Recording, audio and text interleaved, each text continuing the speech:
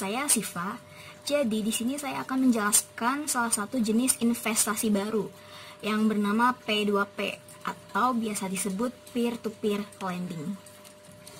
Bagaimana cara kerja P2P? Apa saja keunggulannya dan apa saja resikonya? Jadi, apa sih P2P itu? P2P adalah suatu praktik atau metode mengajukan atau memberikan pinjaman melalui situs platform online. P2P ini nggak beda jauh dengan pinjaman tradisional di dunia offline. Contohnya, seperti kita pinjam ke orang yang kita kenal, seperti teman atau saudara, atau bahkan mirip, kayak kita pinjam ke rentenir atau lintah darat. Bedanya, kalau peer-to-peer lending itu akan sangat dipermudah dan skalanya sangat besar karena dibantu dengan teknologi internet atau online. Jadi kita bisa kasih pinjaman ke banyak orang lain yang entah di mana domisilinya. Bentuk peer-to-peer lending atau platformnya adalah sebuah website atau app yang dibuat oleh suatu perusahaan, misalnya startup atau fintech. Jadi, bisa kita simpulkan kalau peer-to-peer lending adalah sebuah platform online yang mempertemukan antara si peminjam dengan si pemberi pinjaman. Untuk cara kerja peer-to-peer lending, jadi dimulai dengan orang yang butuh duit atau si peminjam daftar dan bilang, saya butuh pinjaman 100 juta misalnya. Platform akan bilang, oke, kamu akan saya hitung ratingnya A dengan bunga 14%. Kemudian, loan ini atau pinjaman ini akan diposting di platform, di halaman daftar pinjaman yang dapat didanai.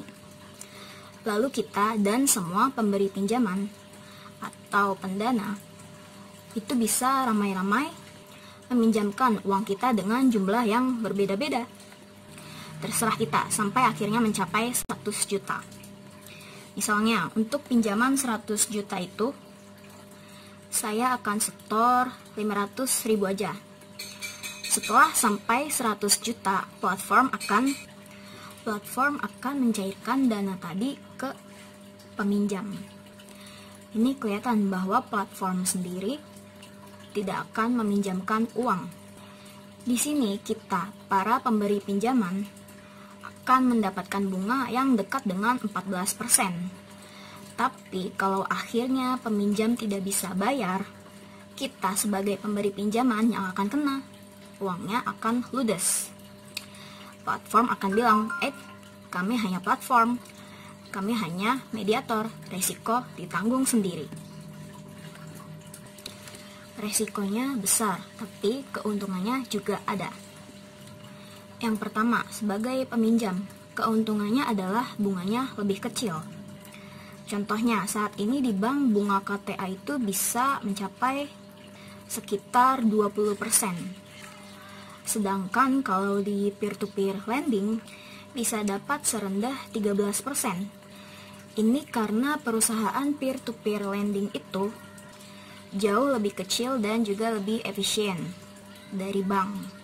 Jadi biaya operasionalnya juga lebih kecil. Dan resiko gagal bayarnya juga dilempar ke para pemberi pinjaman. Jadi peer-to-peer lending juga bisa patok bunga yang lebih kecil. Keunggulan yang kedua adalah proses yang lebih cepat. Salah satu hal yang bisa dijual oleh platform peer-to-peer lending adalah sistem kredit scoringnya. Jadi ceritanya setiap perusahaan peer-to-peer lending itu akan membuat kredit score atau rating berdasarkan analisa big data, misalnya menggunakan data sosial media atau transaksi online footprint, dan lain-lain. Proses pengajuan kreditnya pun dibuat serba online tanpa kertas hard copy. Jadi, ini semua akan mempercepat proses persetujuan pinjaman. Ketiga, peer-to-peer lending mau menerima nasabah yang ketiga oleh bank. Ini salah satu poin yang juga banyak dijual oleh perusahaan peer-to-peer lending, yaitu tentang inklusi keuangan. Jadi ceritanya tentang nasabah yang tidak punya akses ke bank atau bahkan orang-orang yang sudah ditolak, misalnya karena dokumennya yang tidak terpenuhi, karena terlalu beresiko, atau karena tujuan pinjamannya tidak masuk akal, atau bahkan karena lokasinya tidak bisa diakses oleh bank. Itu bisa saja diberikan pinjaman oleh peer-to-peer lending. Nah, yang keempat, untuk kita sebagai pemberi pinjaman, ini bunga yang ditawarkan sangat menarik karena pemberi pinjaman kan seakan-akan secara langsung dipertemukan dan bisa memberikan pinjaman ke orang yang butuh dana. Jadi bunganya lumayan tinggi. Bunganya saat ini per tahun antara 14-22%. Ini yang bisa diterima oleh kita sebagai pemberi pinjaman. Dan ini jauh lebih tinggi daripada kalau kita taruh uang kita di deposito. Nah, sekarang kita masuk ke resikonya peer-to-peer lending. Yang harus diperhatikan adalah semua resiko gagal bayar itu sepenuhnya ditanggung oleh kita sebagai pemberi pinjaman. Ada banyak sekali resiko yang kita hadapi, misalnya resiko kredit. Ini semua resiko yang ada dalam proses pinjam-meminjam yang bisa menyebabkan pihak peminjam tidak bisa bayar. Misalnya, peminjam dipecat sehingga tidak bisa bayar cicilan. Atau bisnisnya gagal karena penjualannya gak laku karena invoice gak dibayar, dan banyak hal-hal lain yang bisa membuat peminjam tidak bisa bayar pinjamannya.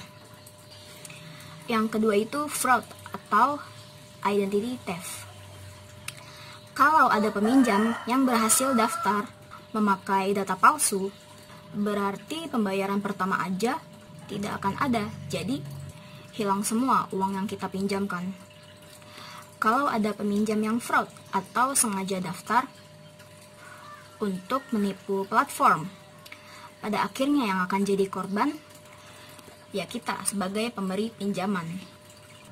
Dan terakhir ada resiko tutupnya perusahaan fintech atau startup peer-to-peer lending. Kan kita tahu kalau startup itu atau fintech banyak sekali dan umurnya juga beragam. Kalau platform yang kita pilih dan akhirnya tiba-tiba tutup, kita tidak akan bisa menagih pembayaran ke pihak peminjam. Nah, untuk membantu menjelaskan, saya akan mencoba mengilustrasikan beberapa skenario. Ini masih memakai perhitungan sederhana dan belum memperhitungkan fee, komisi, dan pajak. Jadi kita ceritanya punya 10 juta. Kalau kita masukin ke deposito dengan bunga 15% per tahun, maka dalam 1 tahun kita akan dapat 5% dikali 10 juta sama dengan 500.000. Jadi uang kita akan menjadi 10.500.000. Kalau kita masukkan ke peer-to-peer lending, skenario pertama misalnya 10 juta tadi kita bagi ke 2 peminjam, masing-masing 5 juta. Nah, satu peminjam ratingnya A dengan bunga 14%, dan yang satu lagi ratingnya B, bunganya 16%. Selama setahun pembayarannya lancar, tidak ada masalah. Maka untuk yang A, kita 14% dikali 5 juta sama dengan 700.000.